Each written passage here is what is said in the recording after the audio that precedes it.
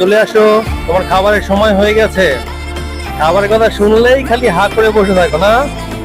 আসো আসো, তোমাকে আজকে তরমুজ খেতে দিব। আরে এত বড় হা করতেছো, তাই নাও তরমুজ খাও, দেখো কেমন লাগে। রসে ভরা তরমুজ কিন্তু।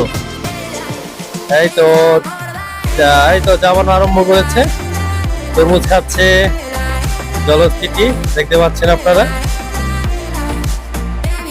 একটি তরমুজ একবারে সে মুখের ভিতর দিয়ে চিবিয়ে খেয়ে নিচ্ছে, কিন্তু তরমুজের রস সব বের হয়ে যাচ্ছে তোমার। হাই হাই হাই, এত স্বাদের তরমুজ, তুমি সব তো রস খেতে পারলে না, সব রস চারিপাশ থেকে পড়ে যাচ্ছে।